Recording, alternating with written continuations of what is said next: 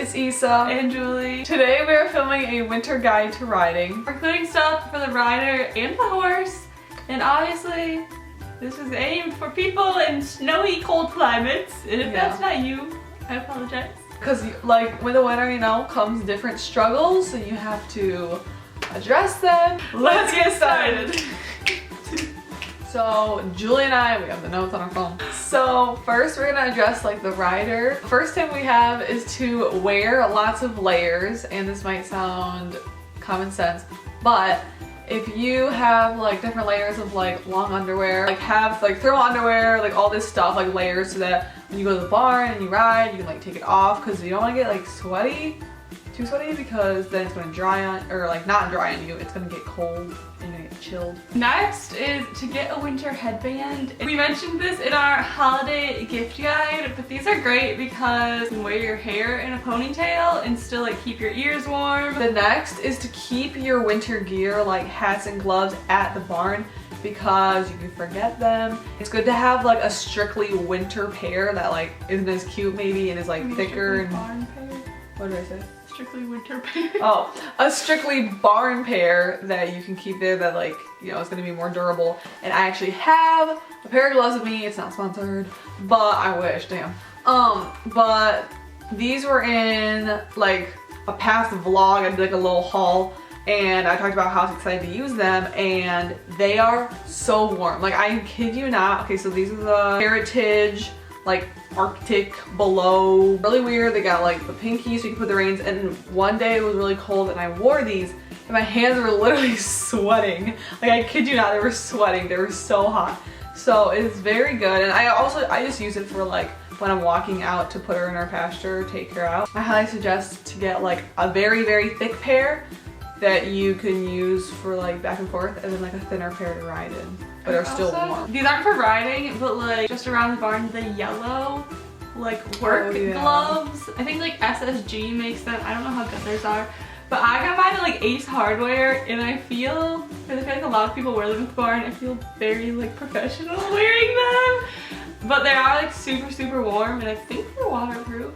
So next is to ride with toe warmers. This is also something we mentioned in our holiday gift guide. But while you're riding, like everything is kind of moving, so it stays fairly warm except your feet. They're just like chilling in the stirrups, doing nothing, and if it's cold in the arena, your toes get so cold, and then getting off, when your feet hit the ground, your whole body literally goes numb. And like, it's just like this shudder through your whole body, and it's so painful. They make like little toe warmers, and you just like peel it off and stick them on, and they keep your little toesies warm. At least where we live, well actually pretty much everywhere in the world, America, I don't know, it gets dark very, very fast. Like, we go out to the barn like after school, and when we turn out or bring our horses back out, it is pitch black, like completely and utterly. It's like dark by like 5 p.m. most of the Yeah, time. like completely, like there's no chance you can see. So definitely either have like a headlamp, which like seems really stupid, but like it honestly works so well. Like a headlamp that you would use for camping, or like if your horse, like if you don't need two hands, like I just use my phone flashlight. And yeah, but you definitely, or you can use like a legit flashlight. Like, especially the headlamp is great if you have like a horse that's hard to handle, because you need both hands. So next is to bring warm drinks. I really think this is more for like if you're going on the weekend, because at school you're not making like hot tea to like go to the barn afterwards. But I would like either bring like hot tea or coffee, or like even just hot water with like lemon. Like whatever your preference is. I bring it obviously in like something that keeps it warm. I highly recommend Yeti coolers. And I recommend Contigo. Yeti or Hydro Flask is like, if any company could sponsor me in my whole life and I could die happy, it would be Hydro Flask. So like, if anyone's watching this, hit a homegirl up. Because if you keep it in like a thermal thing that keeps it warm, then you can get off, and if you're cold after riding, you can like have a hot drink. It's really nice. Also, if like in the winter, because that's when your like immune system is down, you can drink like tea with like citrus and stuff, and that's good for your immune system. So, you know, Stay healthy. 2 in 1. So our next tip is this is like personal preference and changes for everyone, but a rule of like thumb that we go by is to not ride below between like 10 to 15 degrees because our arena's not heated and like it's honestly just uncomfortable for everyone. Like you're freezing your butt off, your horse is like super stiff. I don't know, I mean, I can't imagine it could be that good for them. It's like bad for their respiratory system. I don't know the like science behind it, but I know it's bad for the respiratory system. Yeah, it's really cold. And I mean, unless you have a heated arena, that's like a nice little rule of thumb to, and also you can just like save yourself the drive if you like look at that weather ahead. Highly recommend the Weather Channel app because it tells you the real temperature, and then if you like scroll down, it tells you what it feels like because like the wind chill. So now we're moving on to stuff for your horse, even though the last one kind of was, but you know, for both. So first you want to make sure you have like heavyweight blankets and blankets of all different weights so you can layer them. Some people's horses like literally only need like a heavyweight blanket all winter long and they're good with that. On Friday, because Friday's kind of a baby and he really hasn't grown a winter coat, like he hasn't been clipped but he doesn't have like thick hair at all. He goes out with a medium and heavyweight, like if it's really cold. And like you just want to make sure you have all different weights. So if it's warmer one day, you can put the medium weight on. If it's colder, like layer them differently. So the next tip is to plan ahead with the weather. So like we said, like the Weather Channel app is really good. The other app that comes with Apple is super inaccurate. Get the Weather Channel app and look ahead for knowing what blanket to put on your horse because like where you live, there might be different like fluctuations of the weather. So like if it's gonna be warmer, like plan ahead and make sure your horse isn't gonna be dying of heat. And then if you can't go out there, like make sure there's someone at your barn. If you like board your horse that can adjust your blankets, put them on or take them off. Also, SmartPack has like a smart blanket app and you just like put in where you live and like if your horse is like underweight or overweight and like something else. And it'll tell, like it has like suggestions for what type of blanket your horse should be wearing. Yeah, that's actually really cool. I like don't trust it 100%, but I definitely think it's a good thing to like base your decision off of. Next, we would recommend clipping your horse and using a quarter sheet.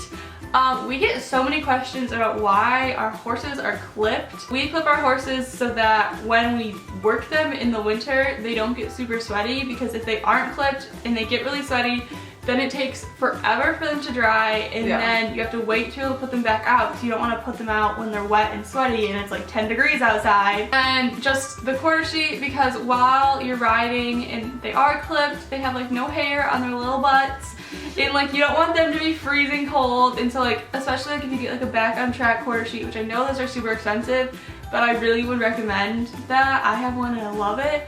Because it gets their muscles warmed up and moving. Next is with your horse's feet. You either want to get like some kind of snow pads for their shoes, which your farrier will know this is if you want to get that, but it's like a pad that goes over their whole foot and it's gonna help with like traction and also like snow can't get stuck in their feet. They also have like it's like a rim that goes like inside their shoe. Like ask your farrier for different options in the winter, but what I do for Zara is I just remove all her shoes. So Zara and I learned our lesson last year from not getting the shoes off right away. She slipped on the ice and kind of hurt herself.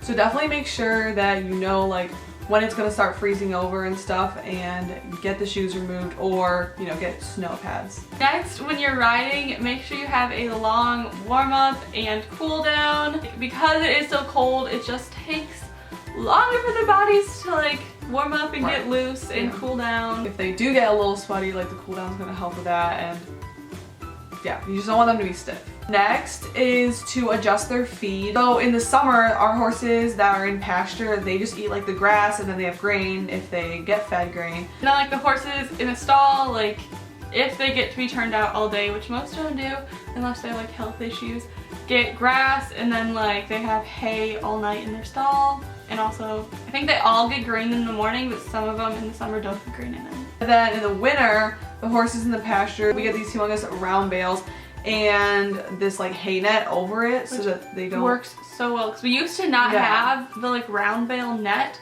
and they would eat it so much faster and like that's a ton of money for these huge round bales. Yeah, and like so that's a good option. And so that's what we do.